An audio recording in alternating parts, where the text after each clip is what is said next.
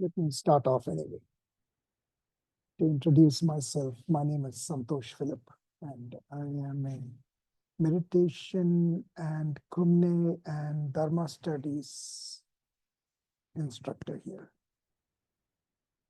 And today I'm going to give a talk mostly on practice, in particular the Tibetan yoga practice, but any practice, whether it's meditation or any other practice.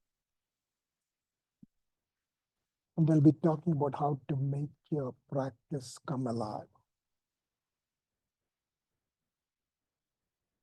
I see more and more people are trickling in.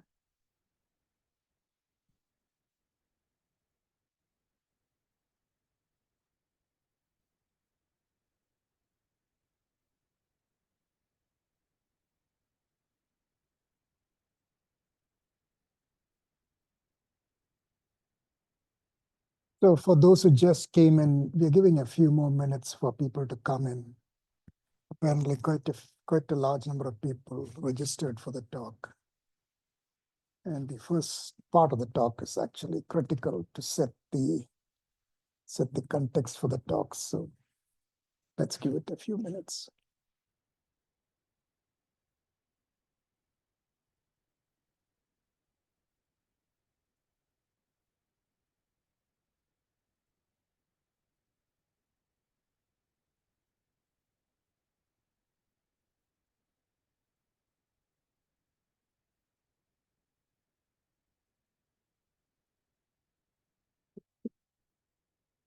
I think there's enough minutes for people to turn up. Okay, so let me dive into the talk today, which is on, actually the title of the talk really is Your Practice Alive, which is a tricky question to ask. And this talk came about inspired by an article that I read in a magazine on geopolitics and investment. And that article had a quote which kind of struck me, and I'll read the quote out to you. And my talk is actually built off that quote. So the quote, let me read the quote. And the person writing this is writing about geopolitics all over the world, and he's writing to investors who would invest in different countries, and which country would you invest in, and what makes a difference. So not really connected to practice as such, not connected to what we are talking about, but let's take a look. Sometimes when we go outside our domain, things get interesting. So here's the quote. It's from a unpublished book. Well, not yet published. It will be published. It's from a book called The Great Founder Theory. The author is Samo Burja. It's somewhere from Eastern Europe, I think. So here's how it goes. Whether you are examining past societies or living and acting within one today, it's important to distinguish between live and dead players. A live player is a person or well-coordinated group of people that is able to do things they have not done before. A dead player is a person or group of people that are working off a script, incapable of doing new things. So he's talking about countries, he's talking about organizations, he's talking about specific people, he's talking about companies. And if you cast your mind out in that way, you will recognize some of these countries, some of these companies, some of these organizations fall in one camp, a live player, and the others fall in the other camp, a dead player. Let me read it again. Whether you're examining past societies or living and acting within one today, this is also for historians. It's important to distinguish between live and dead players. A live player is a person or a well-coordinated group of people that is able to do things they have not done before. A dead player is a person or a group of people that are working off a script, incapable of doing new things. This puts it very kind of harshly, I would say. Think of people you know, think of organizations you know. How many of them fall in the camp of a dead player that are working off a script, incapable of doing new things? Usually most of them are.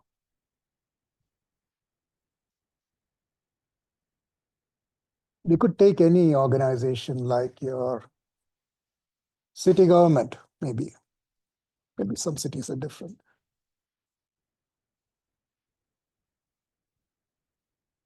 Your school board, your school. Schools all work on a script. They have a certain way of doing things, and they do that every year.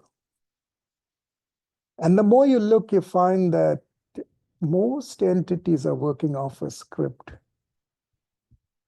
and are incapable of working outside that script. Oh, is that true? Is that true? Maybe.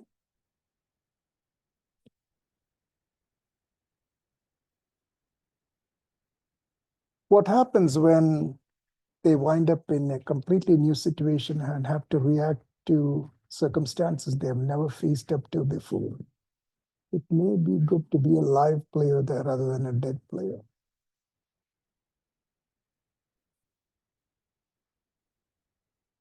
Okay, okay, so that kind of sets the stage for this talk. So I actually did write an article about this, which came in a Kum Nye newsletter. And if you're not subscribed to the newsletter, maybe you should. Uh,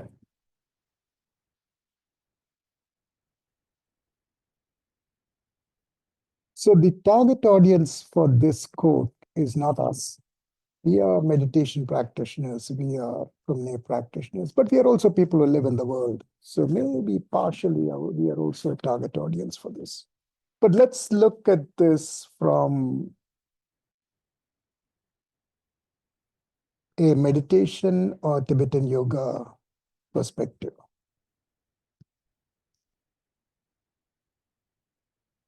Is your practice empowering you to be as you have never been before? Or are you working off a repetitive script? This question you can ask yourself. So ask yourself this question. Are you working off a repetitive script? If you sit for meditation, is your meditation the same all the time? Do you always sit and the same thing happens every time? You know, usually it does. I know my mind. That's what it does. Maybe you know your mind too. Probably that's what it is. Maybe not. Maybe not. Or if you're practicing Kum Nye, which is a Tibetan yogic practice, some of you practice that, some of you don't. So uh, I can't assume that all of you practice that. But let's say you're doing a Kum Nye practice, and even here the question comes up. Is it new and alive every time you do it? Or are you just going through the movements? What can make the difference? So,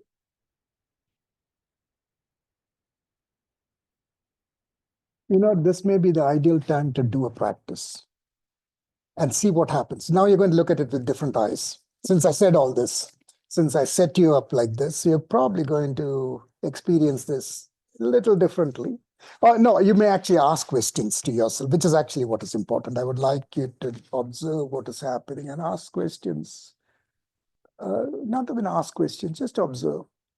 So we'll do a simple Kum Nye practice. It's actually a abbreviation of a Kum Nye practice where let's do one thing. Let me describe to you what we're going to do first. We're going to sit, whether on a chair or on a cushion. And all we're going to do is our hands are on our knees or close to our knees as they will reach. And we are just going to tilt our head forward with your chin coming towards your chest, and then our head is going to come back up and our chin is going to point up. And we'll do this maybe 1 or 2 times. So this is the beginning of a Kum Nye practice. And since this is more of a talk, we don't want to do too much of a practice. So we'll just do this and take it that this is a Kum Nye practice. So start with your head completely still, facing forward. Let your breath come through your nose and mouth. And then let your head tilt forward, chin coming towards your chest.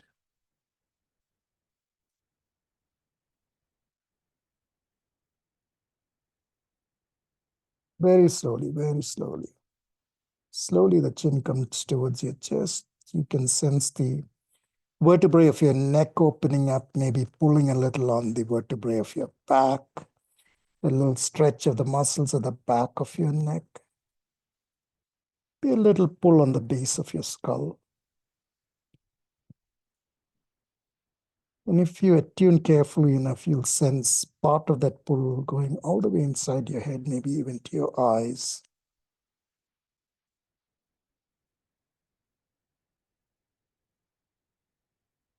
You can close your eyes if you wish to. Just go into the sensations or anything that arises when you do this movement. Now let your head start to come back up very slowly. Your chin comes away from your chest. Very sensitively notice.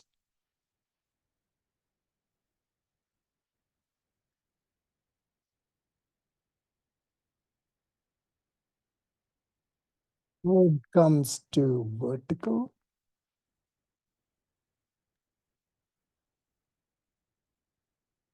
And then starts to tilt further. Don't tilt it too far back, but just a little. Your chin starts to point up, especially if you have an injury in the neck or so. Don't tilt it too far. Head tilts back if you can, otherwise just stay where you are.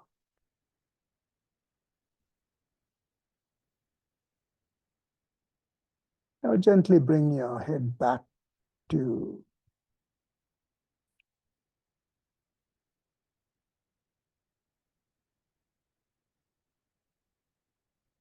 vertical and let the head come back to its normal position and simply settle into that position.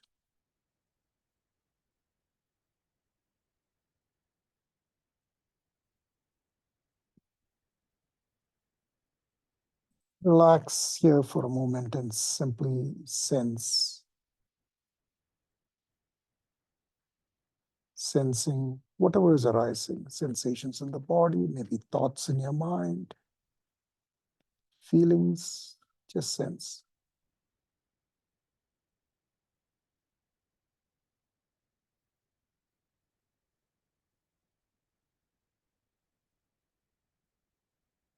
And gently come out of it, come out of the practice.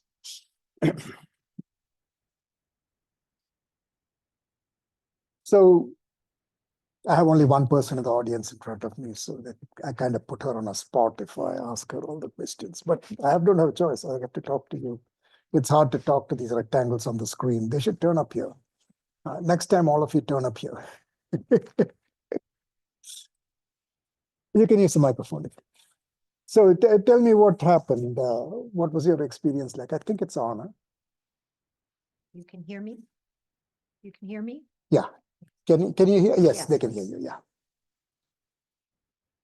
One sensation for me was that the movement was so slow. I made such a deliberate effort to move so slowly.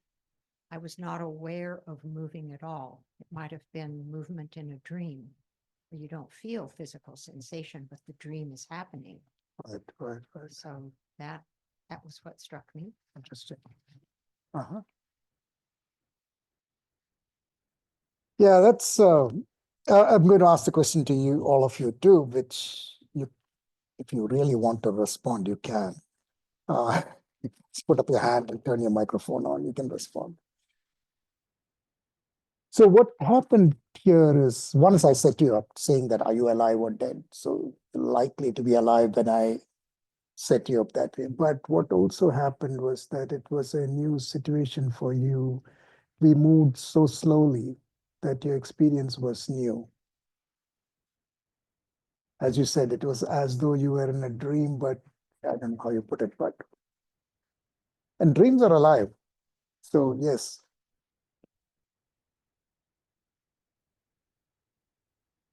But one could easily see this practice, especially if you have done it many times before. You just say, oh, I'm supposed to tilt my head forward and back. I've done it before. Let me just do it.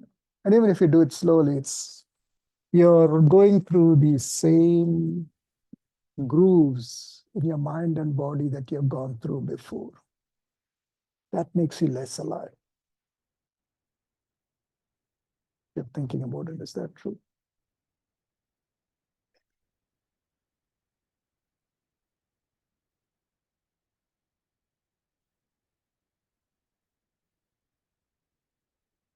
That is a good question, but it's difficult for me to discern because I'm not focused on that particular notion. Am I doing this in life, or I'm doing, or is it a dead notion? I think it would seem to me that if you're feeling something, if some sensation is active, then this is live. This is a live event. There's engagement. Yeah. Yeah. And also, you are not the right person to ask the question because the moment was new to you, new in the sense as a practice. So it was new. Let me check in with this rectangles on the screen. Anybody in the audience would like to comment on this or had a thought?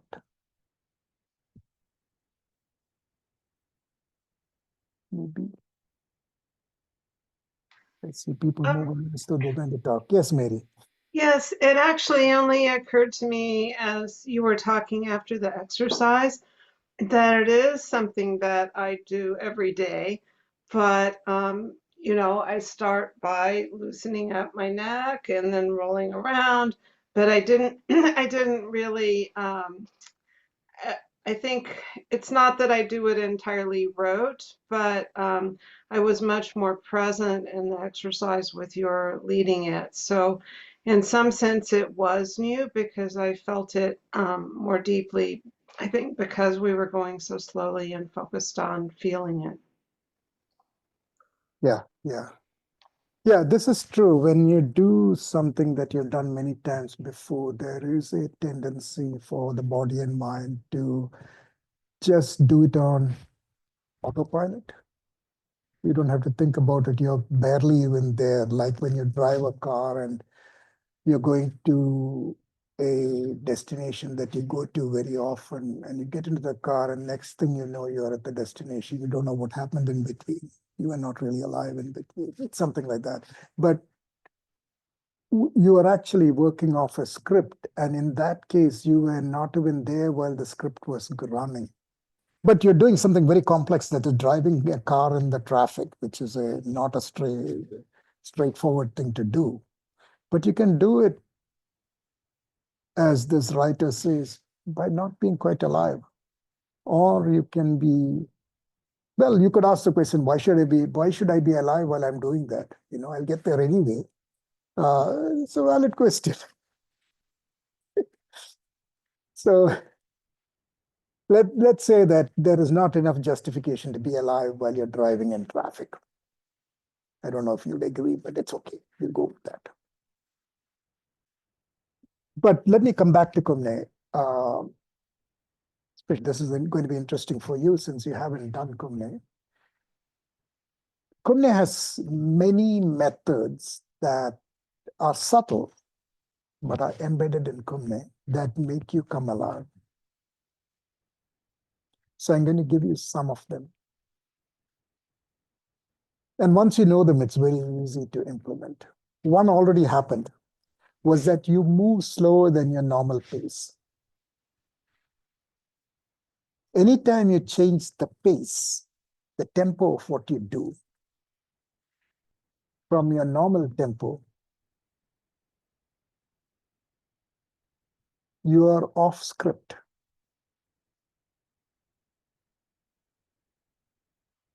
Your script runs at a particular speed. If you change the speed, you're not on the same script anymore. So you come alive. Okay, that's that's almost like a cheat, but it works. So when you're doing Kum Nye, for practitioners who have done a lot of Kum Nye, you're used to doing it slow, so that's nothing new. You could do it slower or you could do it slightly faster. Either one will bring you alive. For those who have not done much Kum Nye, just the sheer doing it slow itself is so new that you will come alive. I like these methods that are so simple, they feel also as though you are cheating. This is a good cheat. I think you should use it. Okay. There's another cheat, which also is embedded in Kum Nye. This is an interesting cheat. I'm calling it cheat. Really, it's not a cheat. It's a method. So when you do a Kum Nye practice, you usually do it 3 times, sometimes 9 times. So this is very interesting, especially if you pay attention to this aspect of it. When you do it the first repetition, your body is going through the movement. Your body is going through the movement, and as a result, your body changes a little. Your mind is also going through the movement because you're paying attention to what you're doing. And your mind also changes a little, sometimes more than a little. Both body and mind have changed. So I would propose that when you finish the first repetition, are you still the same person you were at the beginning of the first repetition? So the second repetition is not being done by the same person, done by a different person. It's slightly different. So therefore, the second repetition will come through differently because a different person is doing it. You're looking a little doubtful. Well, we'll try it out. We'll try it out. We'll do the same movement, head tilting forward and back. We'll do it let's say 2 times, maybe 3 times. I'll decide which way to go. And I want you to pay attention to this. And keep it simple, is the second repetition different from the first repetition? And how is it different? So let your head come back to stillness. And now let your head tilt forward, chin coming towards your chest. Slow movement, let your chin slowly come forward. Sense the sensations arising inside your body, on the surface of your body. Clearly, sensations arise around the neck, but maybe in other places too.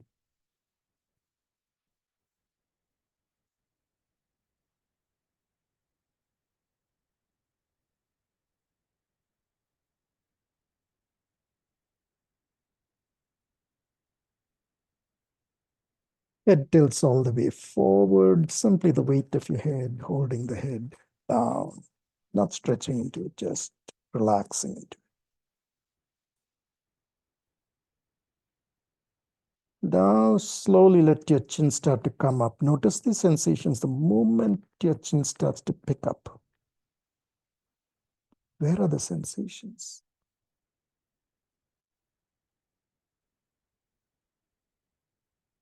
Slowly the head starts to come up. Eyes can be closed.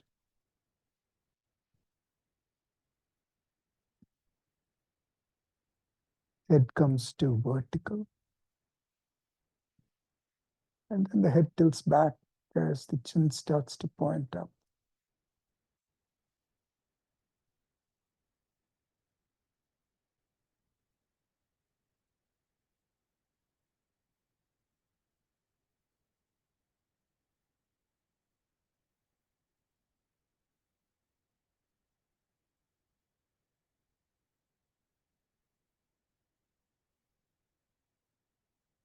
Then gently let the head come back to vertical.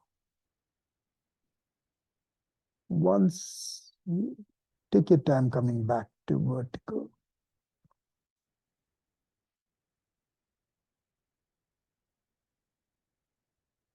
Once your head is back in vertical,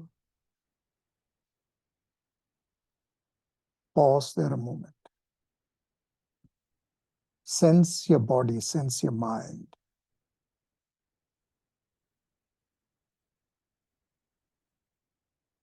Now let your head go forward again. Is this the same as when you did it first? Is it subtly different?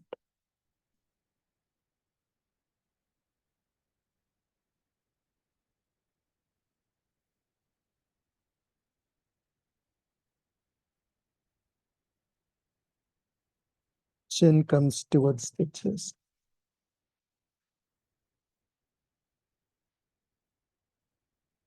And let the head just hang there.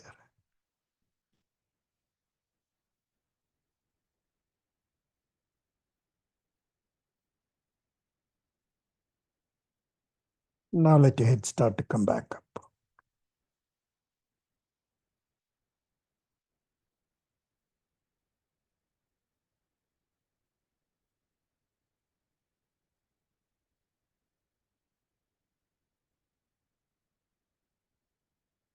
Slowly the head comes back to vertical and without pausing continues back.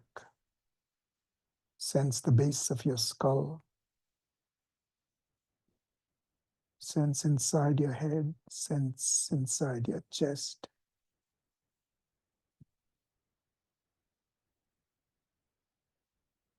Chin starts to point up.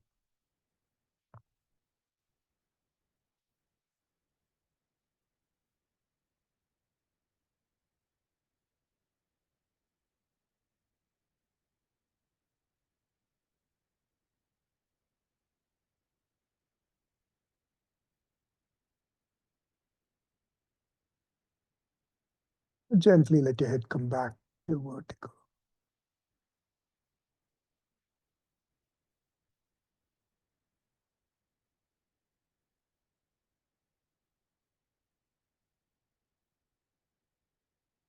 When your head is back in vertical, pause for a moment.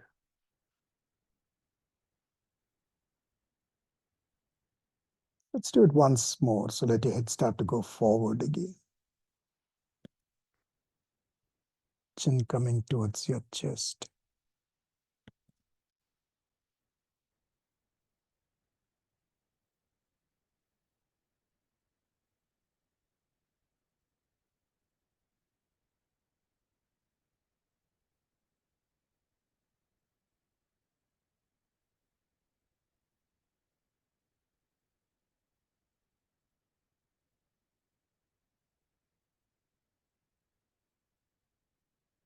It just hangs loose.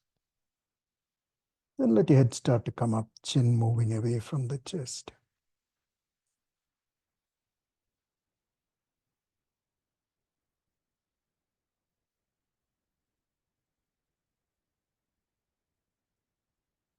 Slowly the head comes back to vertical.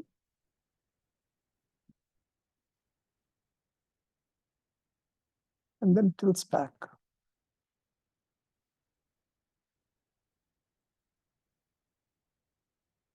As the chin starts to point up.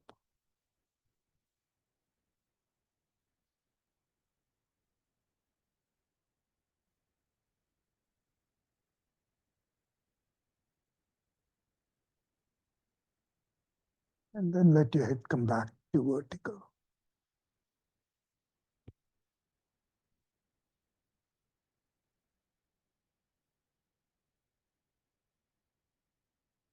Once your head is back and vertical, pause there. You may find the sensations or energies coming from the practice continue, even though you have stopped moving.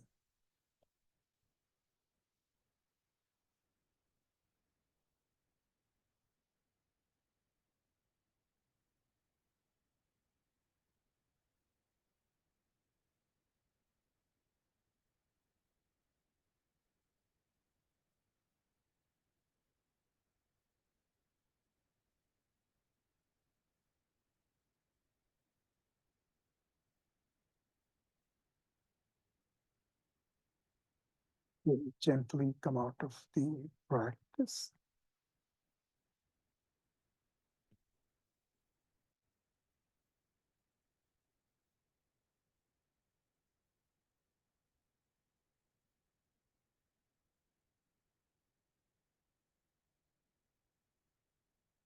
I don't know. What do you think?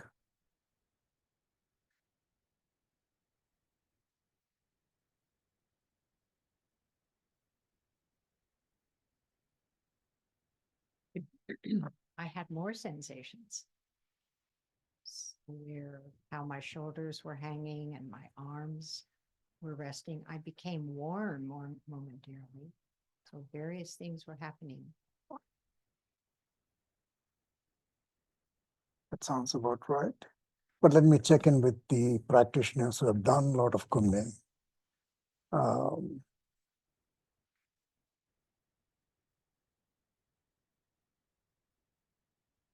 What I said about the second repetition being different from the first and maybe the third being different from the first and second, is that true?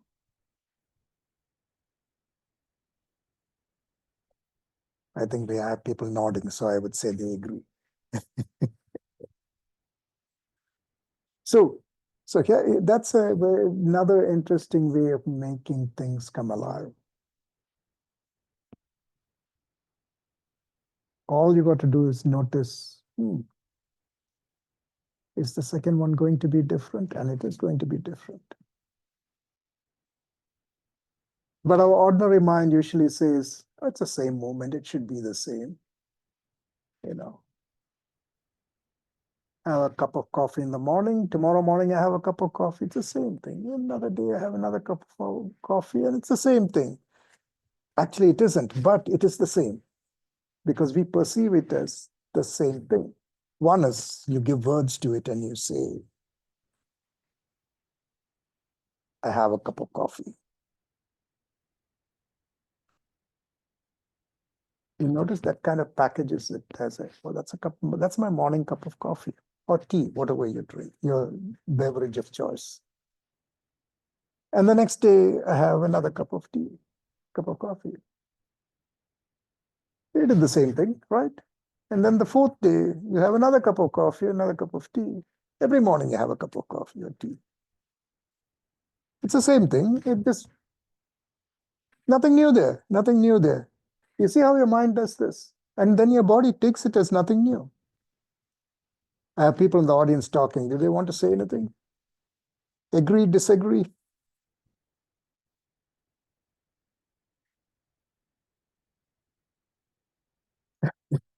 How about you? I was just asking, do you have tea or coffee in the morning? Up chai, see, okay. But every chai is the same chai, right? It's chai.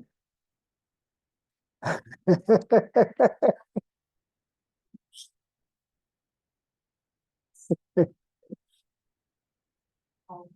not always the same. Right. But in a way, it's always the same because it's still chai in the morning. Yeah. So I'm going to take you to another aspect of life that makes things dead. When you say, I have a chai in the morning, it's a really good chai. But I have a chai. I have a really good chai every morning. But it's the same good chai every morning. Maybe it tastes a little different, but it's still, I have a chai every morning. And I'm kind of, in a way, rubbing it in because I'm saying it 2, 3 times. I have a chai every morning. I have a chai in the morning. Once you say it 4 or 5 times, it becomes Not the chai every morning, but it becomes the words and the concept that I have a chai every morning. And words have power. They trap it in that shape of experience. That next time I'll have the same experience because I've packaged it in these words. And then I've packaged it in these words again. Actually, that's not the best example to illustrate this. I'll pick another example.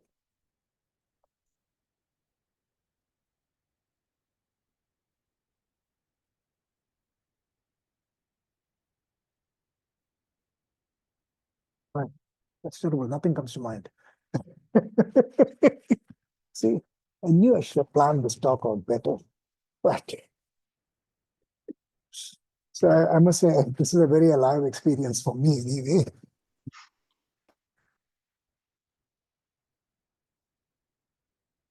Let's try this a different way. I have another way of coming at it.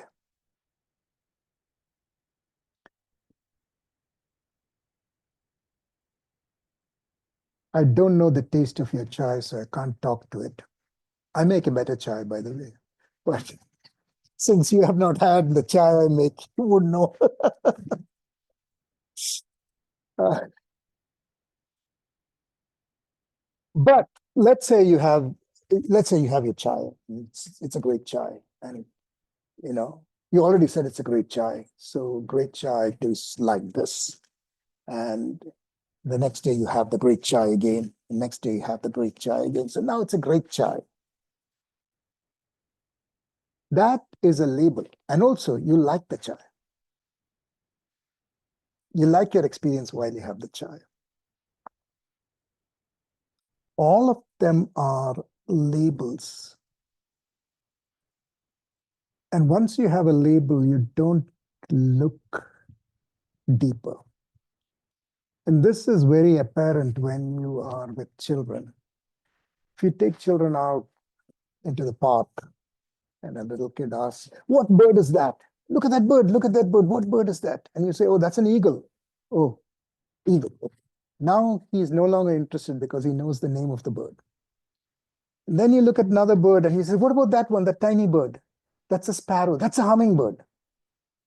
"Okay, hummingbird." Once he knows the name of the bird or what the bird is, usually they're out looking for something else because they know what it is. If you don't tell them what it is, they will look more. So words have this way of trapping the meaning. And once you hear the word, you think you know what it is.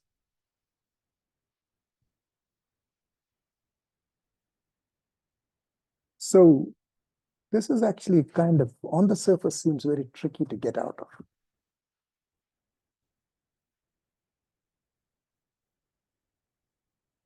But I'm going to give you a way of getting out of this. Any word you can get out, or any concept or pattern that seems to trap you, you can get out of it. Again, this comes from Kum Nye. So we put labels to all our experiences. Chai is a label. Good chai is an even more powerful label. For some reason, you'd ordered some new chai powder, and that stock was bad. Didn't taste the same. That was bad chai. That's another label. This never happened to you, I know, but good. So that was bad chai. That's a label. So there is an overarching label that runs across all your experiences. And that is a label that says, that is good, I like that. There's another label that says, that I don't like. I don't want to taste that again. I don't want that to happen again. This one I want more of. And then there is another label that says, it's kind of neutral. It really says, I really don't care. It's not important enough. This label comes up in everything.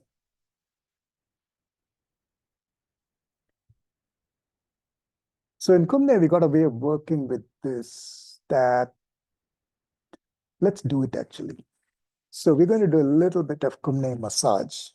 where we massage pressure points on the body, and we'll pick one point, and I'll guide you through a particular way of massaging it. So let's see. So what I want is, you see this muscle here, this bump, this mound on the thumb, below the thumb. So we're going to massage that with the other hand. So actually, go ahead and just rub it. There are some interesting sensations that come up on that mound. Rub any part of it, rub slightly different parts of it. But you can put your thumb on it and actually lean into it, so you can put weight onto it. But start off with a light pressure. And as you rub that point and as you press a little deeper, more sensations come up.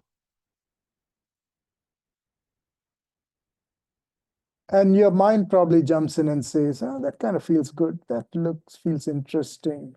That I really don't like. That's kind of strong. Or your mind may jump in and say, I don't know, nothing is happening here. All of these are labels.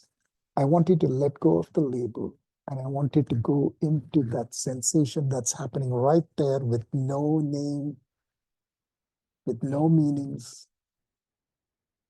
and sense it directly. Sense that sensation itself. What is that sensation? Notice, what is that sensation? No other words, no other labels, nothing, just that sensation. It won't stay static, it'll change. It'll move. In fact, sometimes the sensation doesn't even stay there. Sensations appear in other parts of the body.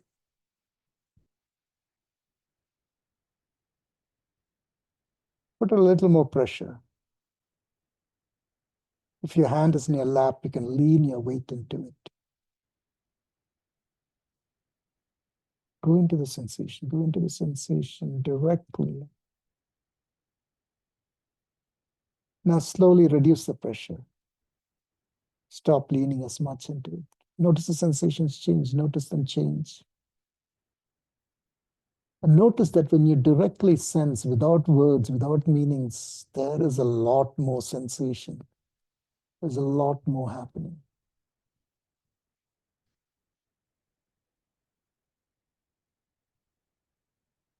Put even less pressure, even less pressure. So you're barely touching, very different sensations now.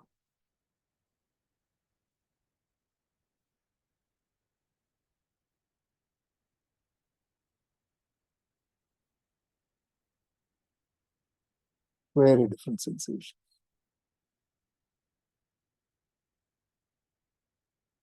Now let your finger come away from the point of touch and continue to notice the sensations, continue to notice the sensations.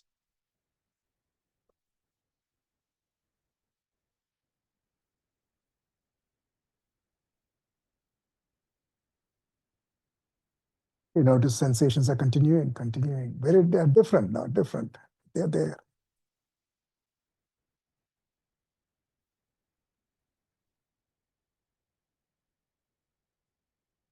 So,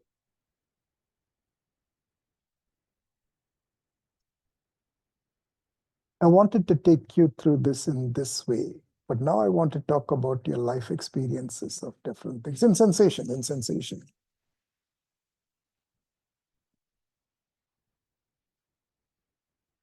In the morning, when you grab your cup of chai and say it's hot, so you put your hand around it, whether you're not paying attention, you put your hand around it and you said, hot, and you put it down. Okay, that's a label. Hot. Hot is not nice, so you want to get away from it. So sometimes when you get a strong sensation like that, it's interesting to go back and touch it without the hot and experience it as what is the actual sensation. Tomorrow do this when you have your chai. Put your hand on your cup. It may not be, it may just be warm, but even warm is a label. Put your hand on it and I will tell you that you never knew what warm was. In fact, it was not warm at all. It was not hot at all. It was completely different. You did not know the actual experience because your label hot came in the way. Touch it and sense it the way you sensed when you were pressing against this pressure point. See what happens. And when you touch that same hot cup of chai on the next day, the day after, it won't be the same. It may be the same temperature, but you will not experience it the same because you're not the same person.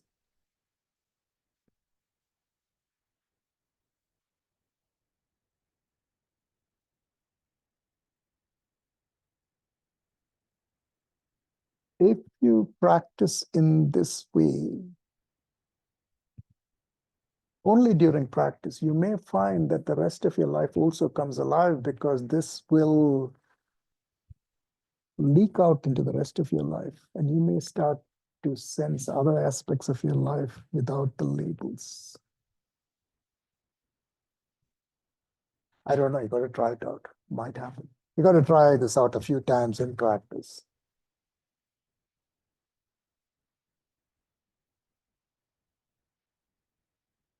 And this particularly applies to some of us who do a lot of meditation, where you come and sit and everything is the same every time you sit in the same place. And sometimes it winds up, are we just doing the same thing and nothing is happening?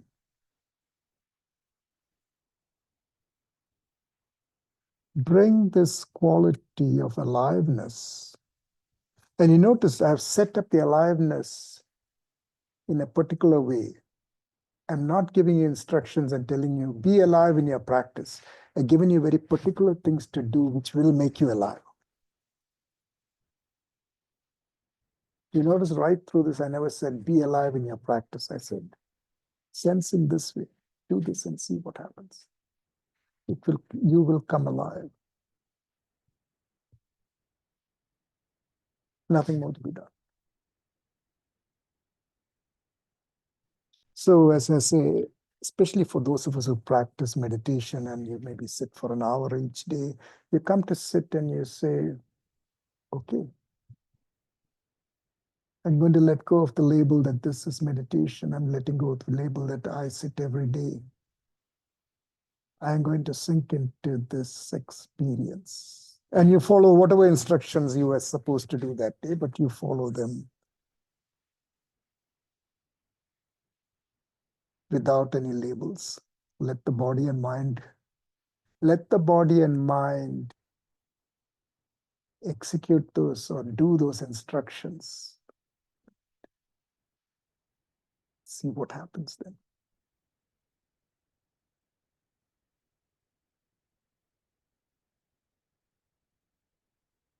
Okay, this you have to try on your own. We can't do it here.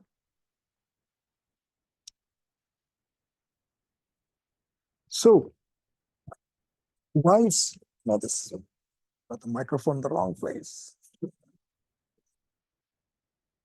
I'm scared to move because the microphone just starts making noise. So this, what we did today is actually more important than what it seems on the surface. On the surface, it works off a quote that says, are you a live player or a dead player? And we worked it down back into our practice in many ways. But this may actually give us a pathway.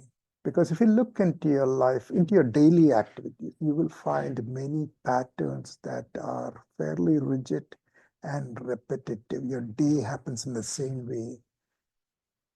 Your life happens in the same way. You do the same things. And some of these are very hard to get out of because some of these are almost states of mind. Some of these are ways you look at the universe, the ways in which you engage in your life.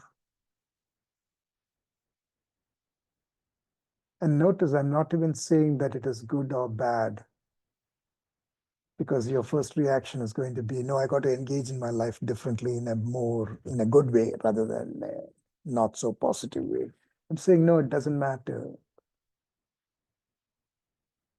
You need a way of, I could say, melting or penetrating through those patterns that seem very hard to penetrate through. But I might say maybe working with your practices in this way may penetrate other patterns in your life. But it's something you have to try out. So we have maybe a little more than 6 or 7 minutes left.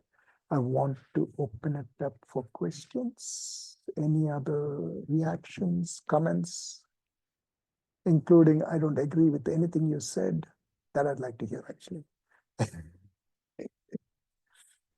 So if you raise your hand, I can call on you to turn your microphone on. And you can always raise your hand and say what you want to.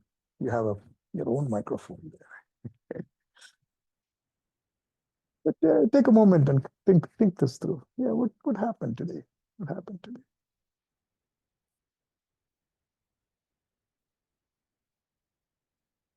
In some ways, these are kind of easy instructions and easy practices. So we may think they're not very important or not very powerful. No, these are powerful. But anyway, what has come through to you? What do you want to ask or say?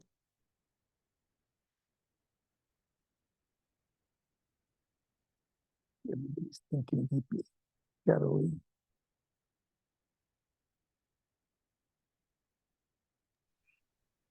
Yes. Thank you, Santosh. Very, very beautiful and profound. And what came up for me was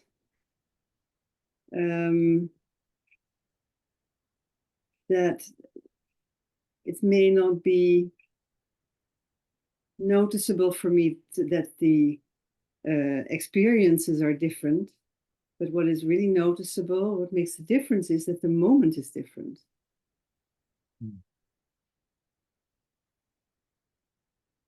Right. Yeah. It's almost like saying, in all of eternity, there'll never be a moment like that anymore. Yeah, it is. Yeah. And I actually read this in a book where the main protagonist is watching the sunset, and there's a woman with him. She's also watching the sunset. And he says something about, I've seen this sunset. I've seen sunsets before. And she says, no, in all of eternity, there'll never be a sunset like this.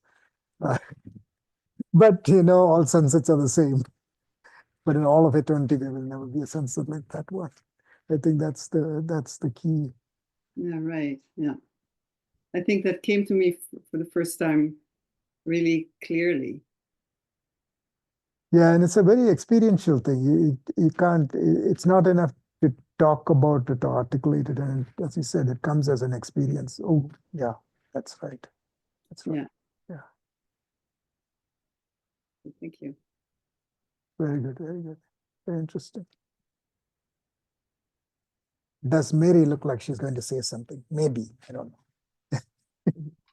I was trying to put together kind of the way I've been thinking, which is, or trying to be more present, which is, even when well, you use the example driving in a car, but, I'm thinking about something, I'm going somewhere, I'm trying to solve something in my mind, but I'm not really present with, where I'm driving. And I've been trying to be more aware, like, wow, there's a world around here.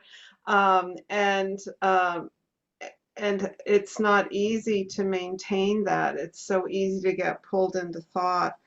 And so I was trying to put that together with this, which is really an invitation to experience the moment and to not jump to the label. So it's a different way, I think, of approaching the same thing. But it's anyway, I appreciate it very much because I could just feel an opening or an invitation that, like, hey, you're walk the same path every day, but maybe it could be a very different experience than when you're always lost in thoughts and label, and a way to make it to try to keep fresh in that moment. You make an interesting point, because there's also a trap here, because if you want every moment to be alive, then you have a new job trying to keep every moment alive, which is kind of stressful. I mean, it's true. This is now, I thought I was kind of relaxed. Now I got this new job. I got to keep every moment alive. So sometimes, but it's fine to keep every moment alive. But let me give you other ways of coming at it also.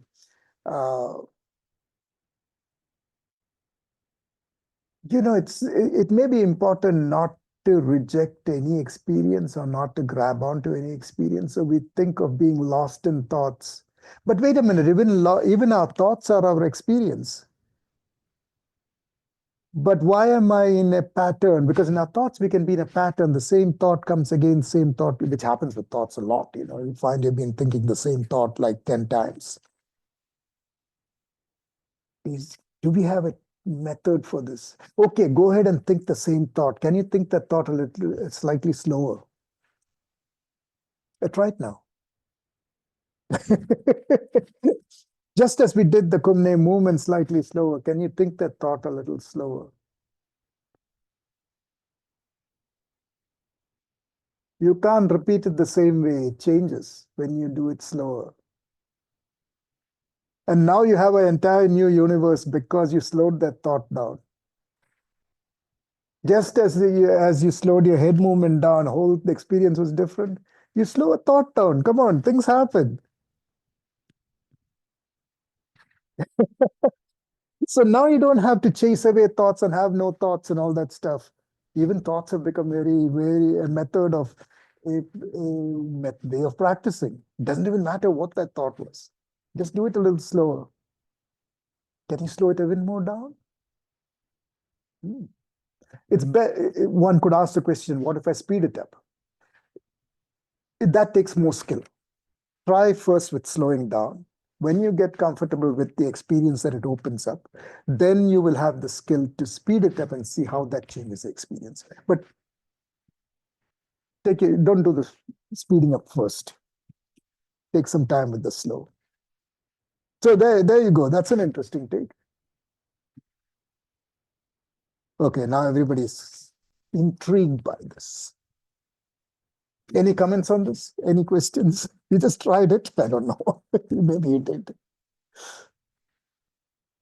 You're actually out of time, but let's give it one last comment if you wish. Anybody?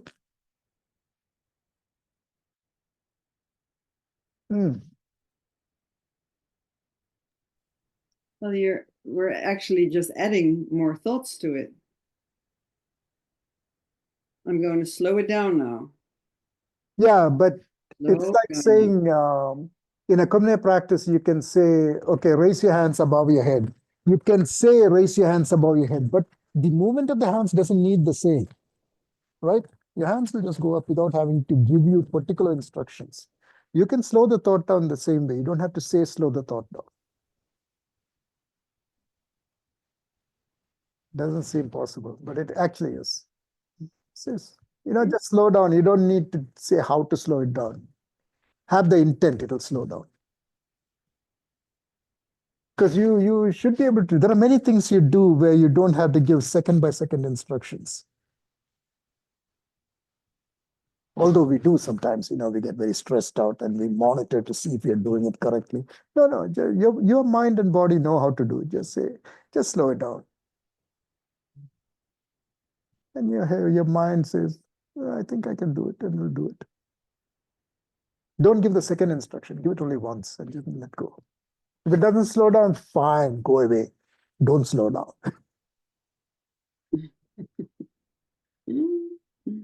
Okay, I think we are out of time. I heard the clock bell go off. So thank you everyone for joining us. And thank you for interacting and making the talk interesting. And don't know, whatever benefits that came from listening to this talk, let's in our mind say, let's give this benefits away to all sentient beings. Let's do that and see how that feels. Oh. All right. I will see you all another time, another talk. Don't know. Okay. Bye. Do we know how to turn this off? Turn off. Yeah.